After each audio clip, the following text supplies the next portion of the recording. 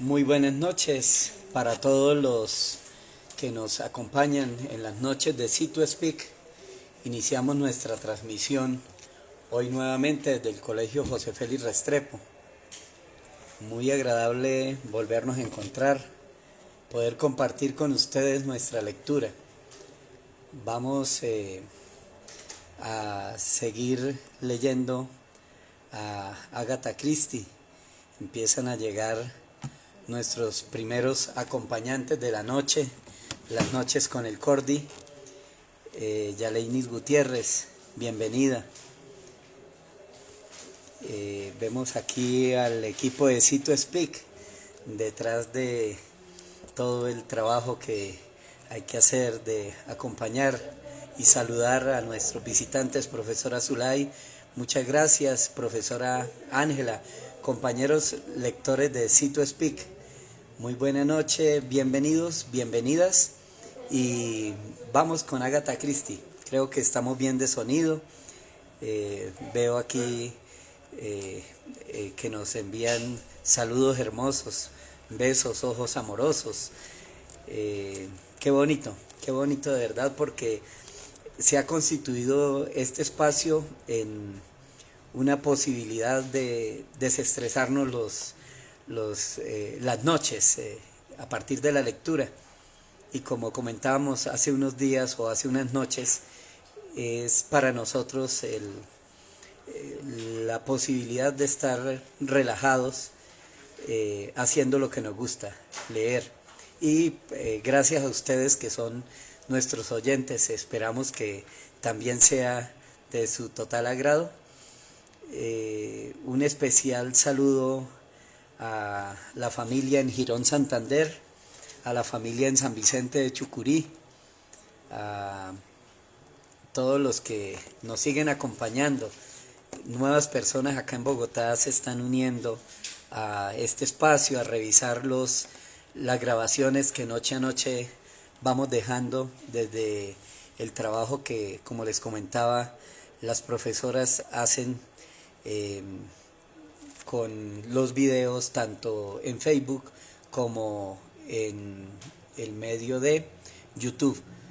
Entonces vamos a dar inicio. Recordamos que últimamente se han estado uniendo a nosotros los amigos de EduDigital, la experiencia de educación, el proyecto educativo que estamos impulsando en la jornada nocturna.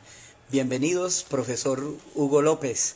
Bienvenidos también los estudiantes de Tomás Rueda Vargas, que por supuesto son los que inicialmente formaron el C2Speak junto con las profesoras que ya mencionamos.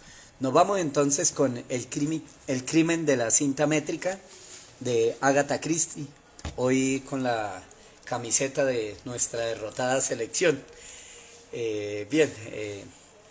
Por ahí veo también a mi hija.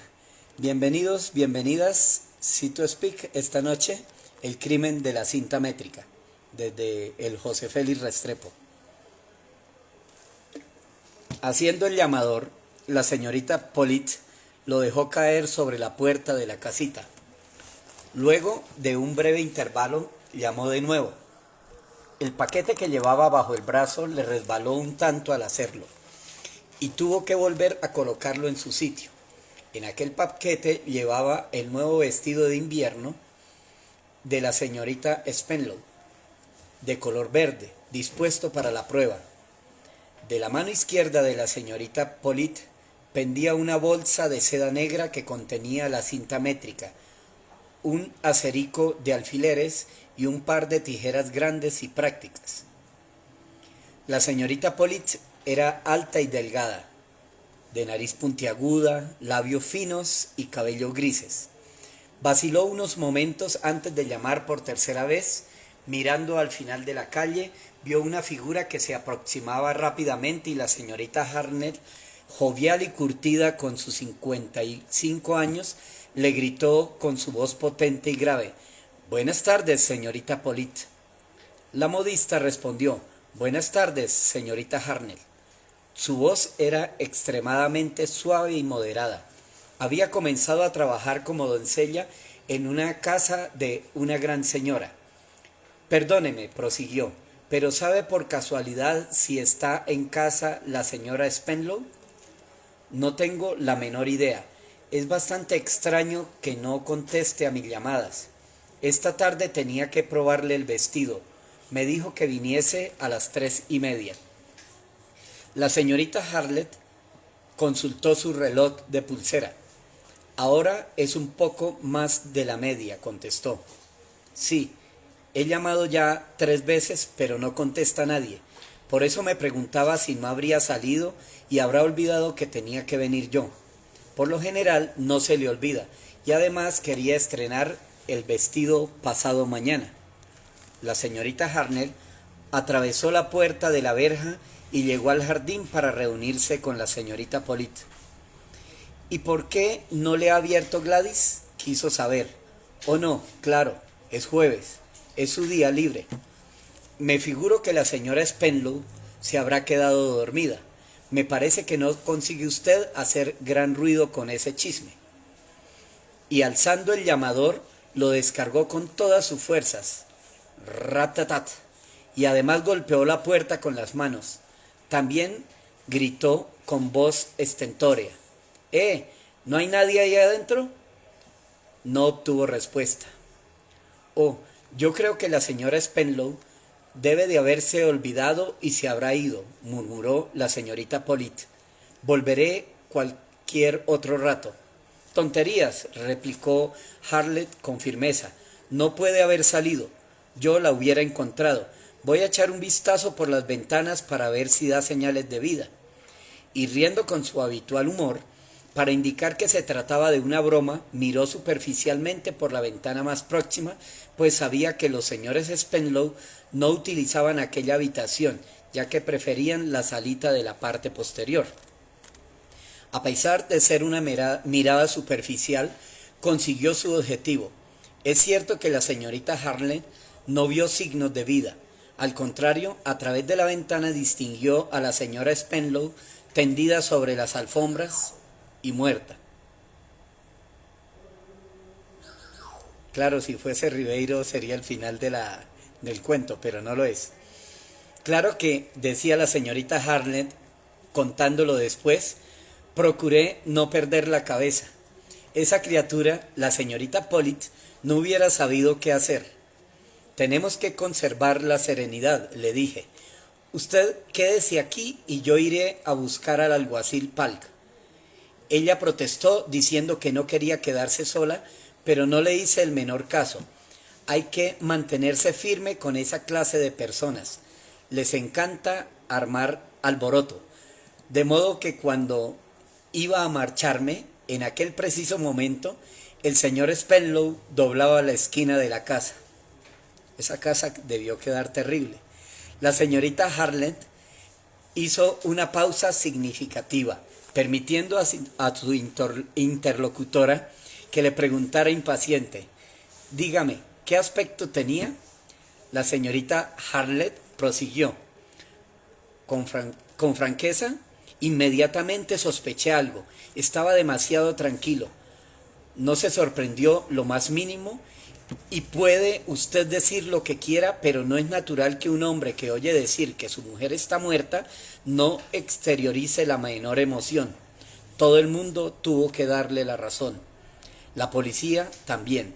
Y no tardaron en averiguar cuál era su situación después de la muerte de su esposa, descubriendo que ella era rica y que todo su dinero iría a parar a manos del viudo gracias a un testamento hecho a toda prisa poco después del matrimonio, cosa que despertó generales sospechas.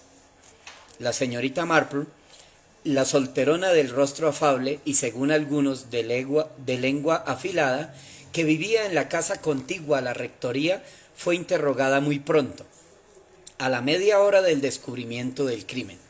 El alguacil Palk, con una libreta de notas para datos, le dijo: si no le molesta, señora, tengo que hacerle unas preguntas.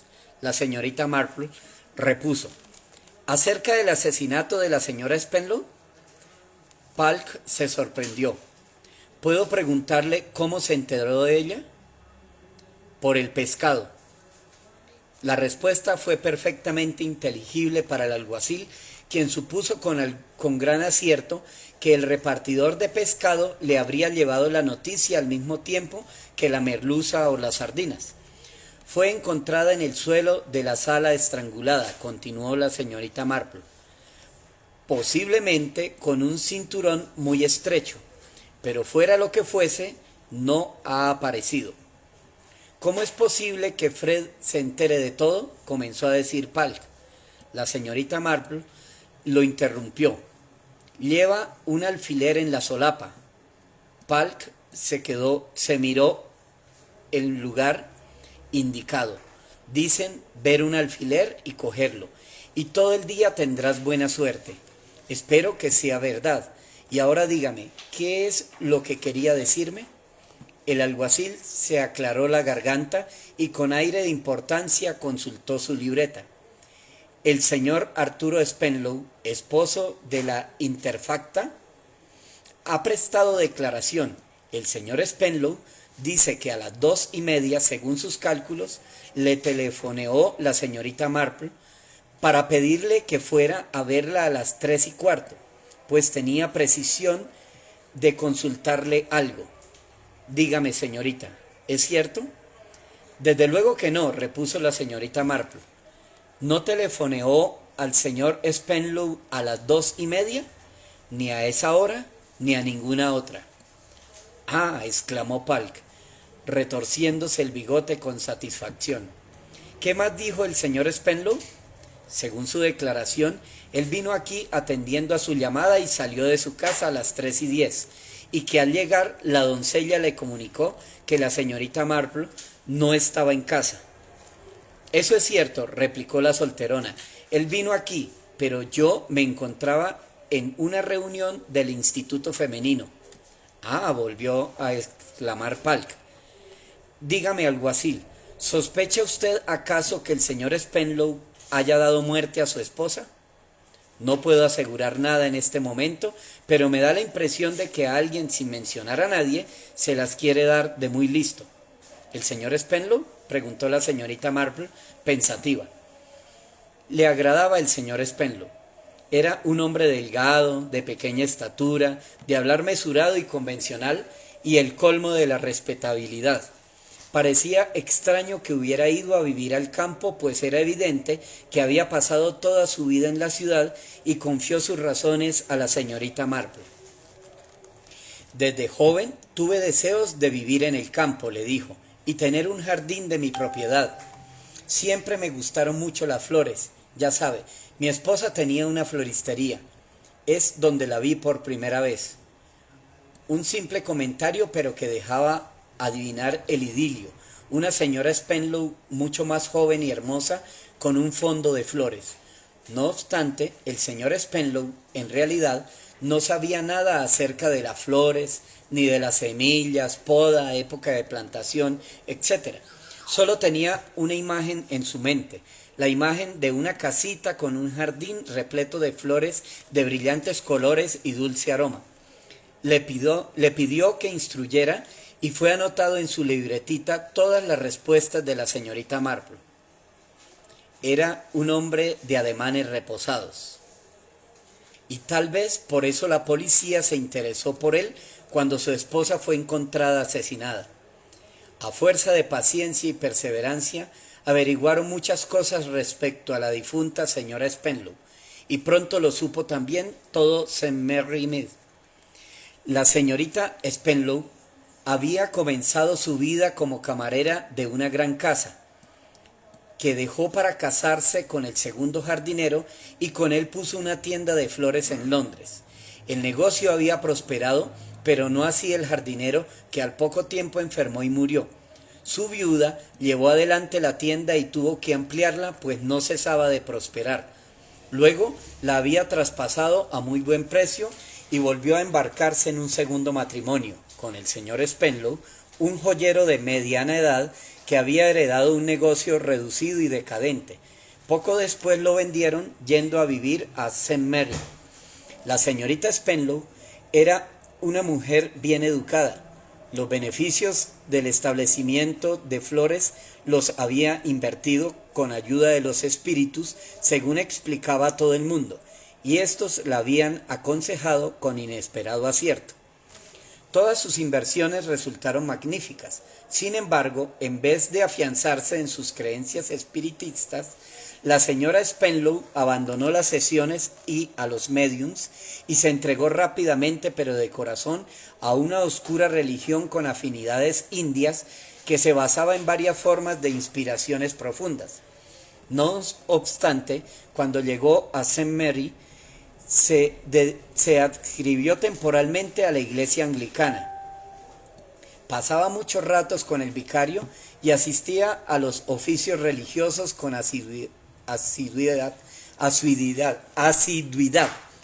Se me lenguó la traba. Era parroquiana de los comercios de la localidad y jugaba al bridge en las reuniones. Una vida monótona, sencilla y de repente el crimen.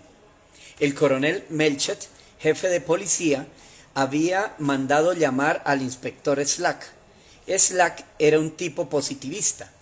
Cuando tomaba una resolución no se volvía atrás y ahora estaba seguro de sus hipótesis. Fue el esposo quien la mató, señor, declaró. ¿Usted cree? Estoy completamente seguro. Solo tiene que mirarlo. Es culpable, como el mismo diablo. No demuestra la menor pena o emoción. Volvió a la casa sabiendo que su mujer estaba muerta. ¿Y no hubiera intentado por lo menos representar el papel de marido desconsolado? Él no, señor. Está demasiado seguro de sí mismo. Algunos caballeros no saben fingir. ¿Alguna otra mujer en su vida?, preguntó el coronel Melchett. No he podido dar con el rastro de ninguna. Claro que este hombre es muy listo. Sabe despistar. Yo creo que estaba harto de su esposa. Ella tenía el dinero y me parece que era de carácter difícil de soportar. Así que a sangre fría decidió deshacerse de ella y vivir cómodamente solo y a sus anchas. Sí, supongo que puede haber sido ese el caso. ¿Puede usted estar seguro que fue así? Trazó sus planes con todo cuidado. Fingió una llamada telefónica. Melchett le interrumpió. ¿No ha podido comprobar la llamada? No, señor. Eso significa que o bien ha mentido o que fue hecha desde un teléfono público. Los únicos teléfonos públicos del pueblo son el de la estación y el de los correos. Desde correos no llamó. La señorita Blade ve a todo el que entra. En el de la estación, tal vez. Hay un tren que llega a las 2:27 y a esa hora se ve bastante concurrida. Pero lo principal es que él dice que fue a la señorita Marple quien lo llamó. Y eso, desde luego, no es cierto. La llamada no fue hecha desde su casa y ella estaba en el instituto femenino. Y no habrá pasado por alto la posibilidad de que alguien le quitara de en medio al marido para poder asesinar a la señora Spenlow. Se refiere a Ted Gerard, ¿verdad? He estado investigando, pero tropezamos con la falta de motivos.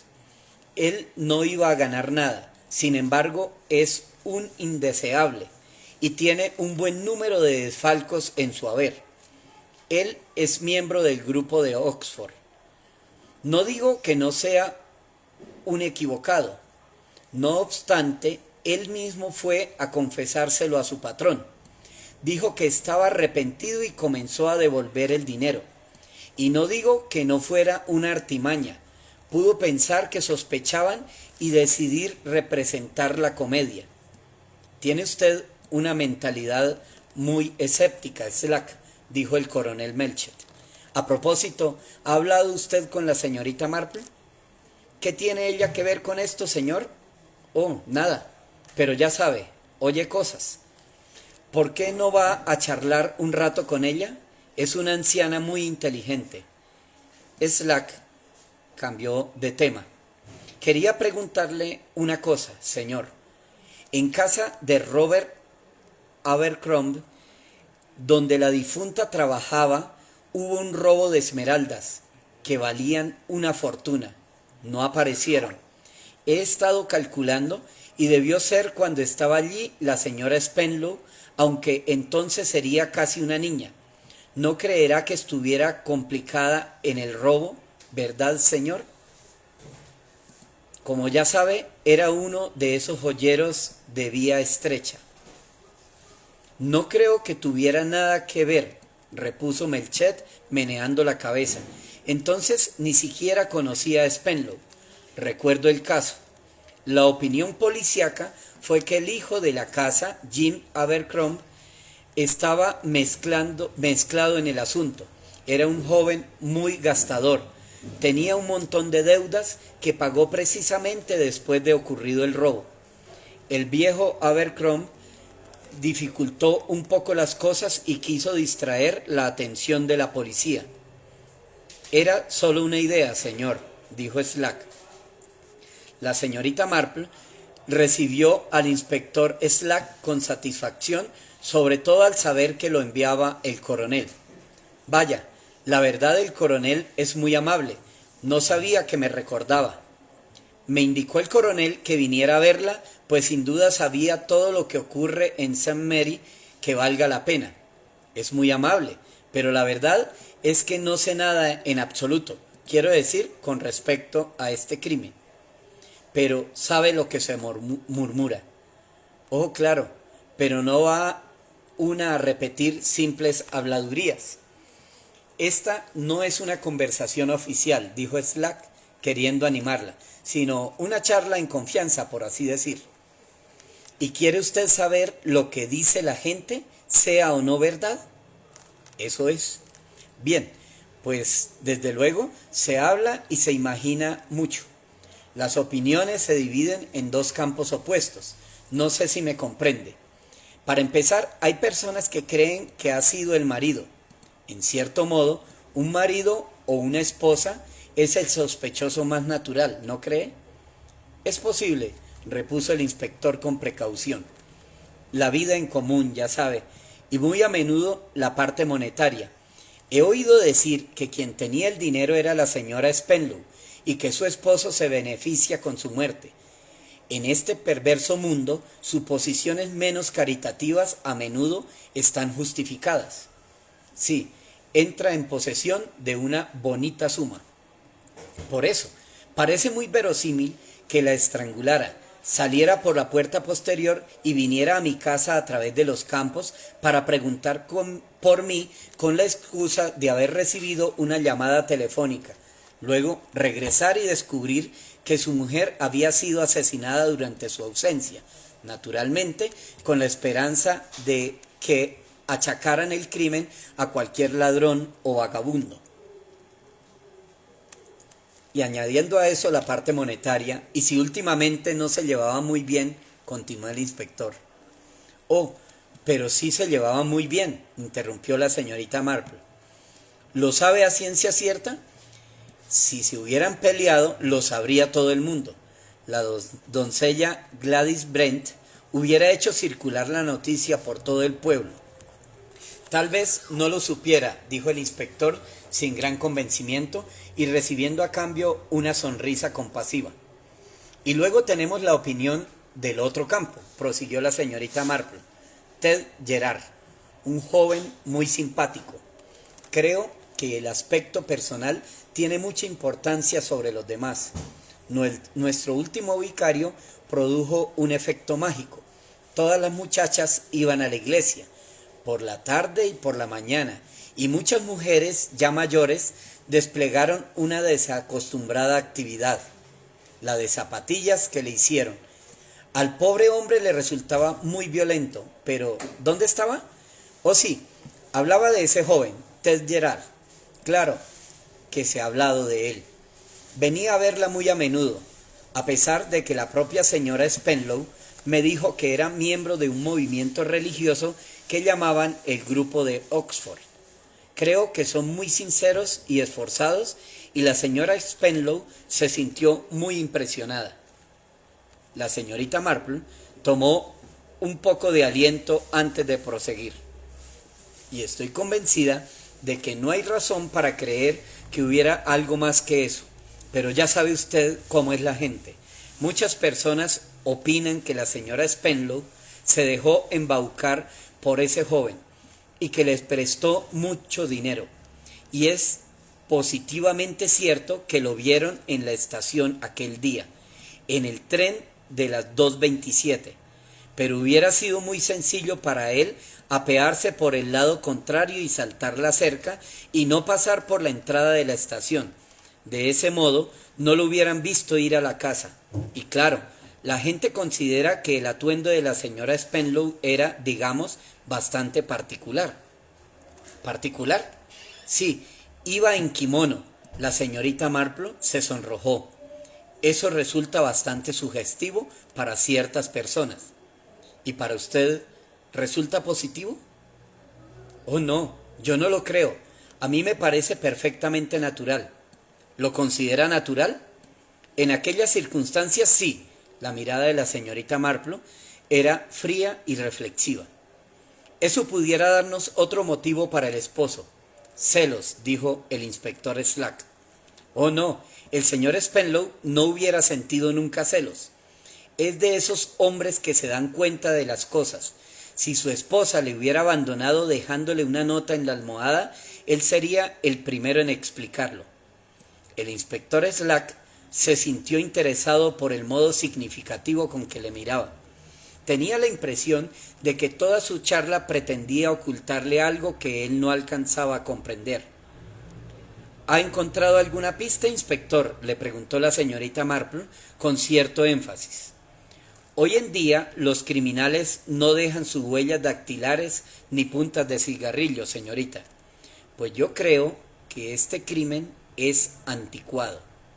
¿Qué quiere decir con eso?, preguntó Slack con extrañeza. Creo que el alguacil Palk puede ayudarle, repuso la señorita Marple despacio. Fue la primera persona en acudir al escenario del crimen, como dicen. El señor Spenlow se hallaba sentado en una silla y parecía asustado, dijo con voz fina y precisa. Claro que puedo imaginarme lo ocurrido.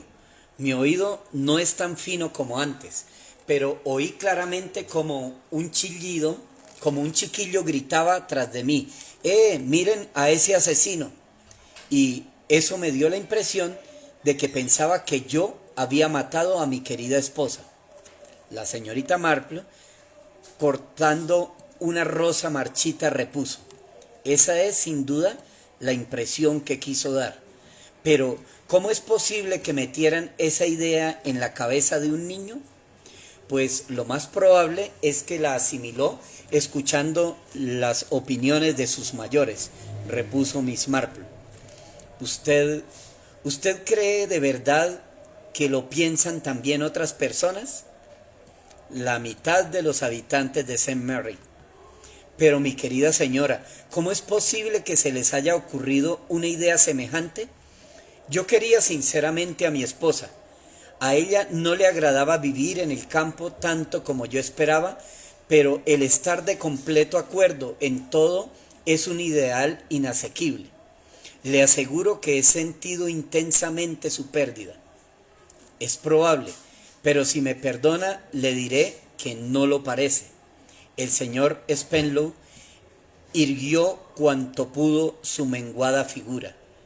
Mi querida señora, hace muchos años leí que un filósofo chino, cuando tuvo que separarse de su adorada esposa, continuó tranquilamente tocando su batintín en la calle como tenía por costumbre.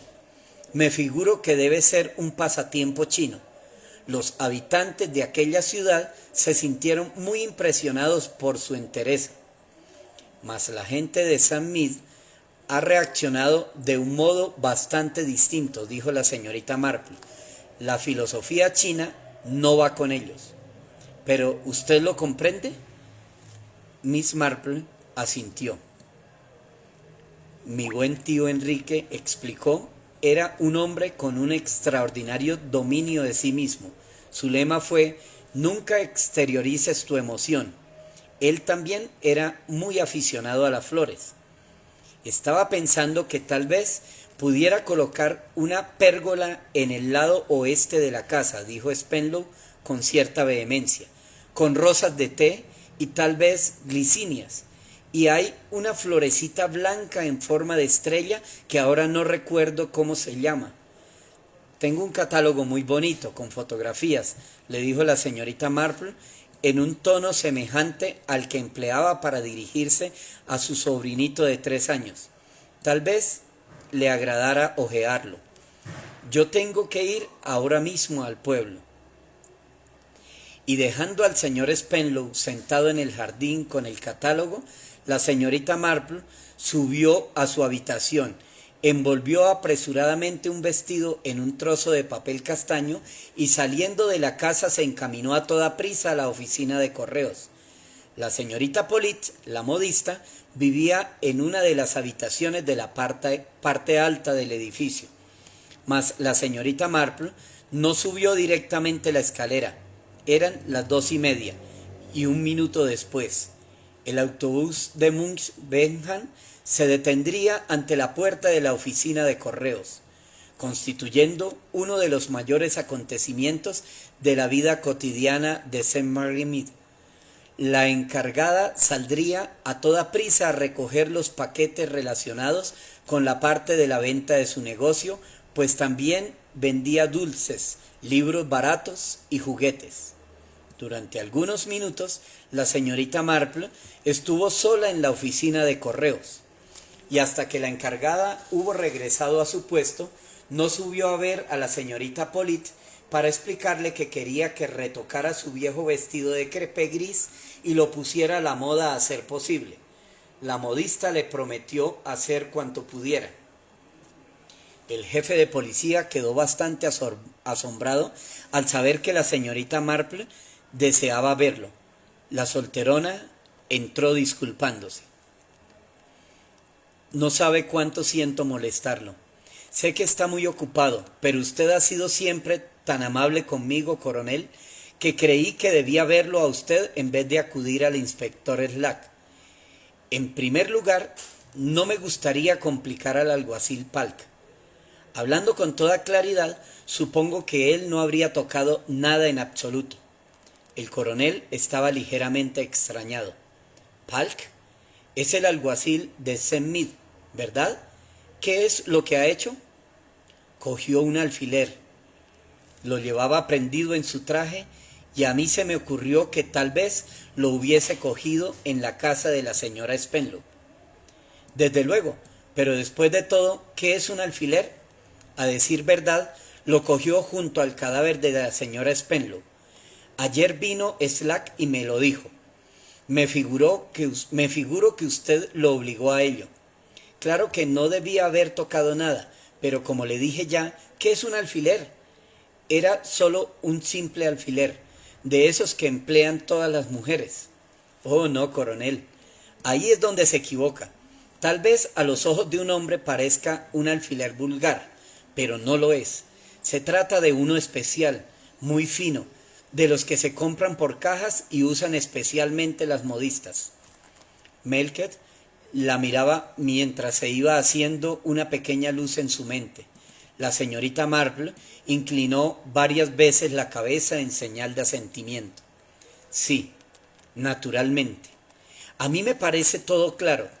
Llevaba el kimono porque iba a probarse su nuevo vestido, y nada más abrir la puerta, la señorita Polit debió decir algo de las medidas y le puso la cinta métrica alrededor del cuello. Y luego su tarea se limitó a cruzarla y apretar. Muy sencillo, según lo he oído decir. Luego saldría cerrando la puerta y haciendo ver que acababa de llegar. Comenzó a golpearla con el llamador. Mas el alfiler demuestra que ya había estado en casa. ¿Y la señorita Polit, la que telefoneó a Spenlow, fue ella? Sí, desde la oficina de correos. A las 2:30, precisamente cuando llegó el autobús y la oficina se queda vacía. Pero mi querida señorita Marple, ¿por qué? No es posible cometer un crimen sin motivo. Bueno, a mí me parece, coronel, por todo lo que he oído, que este crimen data de mucho tiempo atrás. Y esto me recuerda a mis dos primos, Antonio y Gordon. Todo lo que hacía Antonio le salía bien, en cambio, Gordon era el lado opuesto. Perdía en las carreras de caballos, sus valores bajaron y sus acciones fueron despreciadas. Tal como lo veo, las dos mujeres actuaron juntas. ¿En qué? En el robo. Hace mucho tiempo, según he oído, eran unas esmeraldas de gran valor. Fueron robadas por la doncella de la señora y la ayudante de la camarera, porque hay una cosa que todavía no se ha explicado. Cuando se casó el jardinero, ¿de dónde sacaron el capital para montar una tienda de flores? La respuesta es de su parte en la rapiña. Creo que es la expresión adecuada. Todo lo que emprendió le salió bien. El dinero trae dinero, pero la otra, la doncella de la señora, debió ser poco afortunada y tuvo que conformarse con ser una modista del pueblo.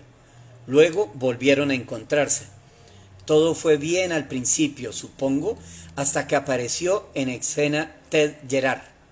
La señora Spenlow seguía sintiendo remordimiento e inclinación por todas las religiones emocionales. Este joven le apremiaría para que hiciese frente a los hechos y limpiara su conciencia, y me atrevo a asegurar que estaba dispuesta a hacerlo. Mas la señorita Pollitt no lo apreciaba así, sino que podía verse en la cárcel por un delito cometido muchos años atrás. Así que decidió poner fin a todo aquello. Me temo que haya sido siempre una mujer perversa. No creo que hubiera movido ni un dedo para impedir que ahorcaran al afable y estúpido señor Spenlow. Podemos comprobar su teoría si logramos identificar a la señorita Pollitt como la doncella de los Abercrombie, dijo el coronel, pero será muy sencillo, lo tranquilizó Miss Marple. Es de esas mujeres que confesará enseguida al verse descubierta. ¿Y sabe usted? Además, tengo su cinta métrica. Se la quité distraídamente cuando me estuvo probando ayer, cuando la eché de menos y sepa que está en manos de la policía. Bien, es una mujer ignorante y creerá que eso la acusa definitivamente. No le dará trabajo, se lo aseguro. Terminó la solterona animándola con el mismo tono con que una tía suya le aseguró que no lo sorprenderían en los exámenes de ingreso en Sandhurst y había aprobado. Fin.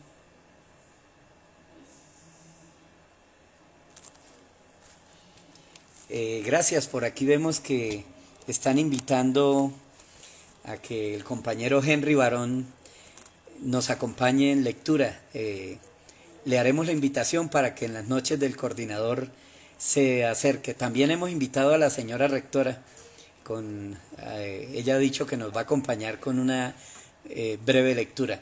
Esperamos que así sea, que también los otros compañeros coordinadores estén aquí y tal vez los otros compañeros docentes en próximas noches.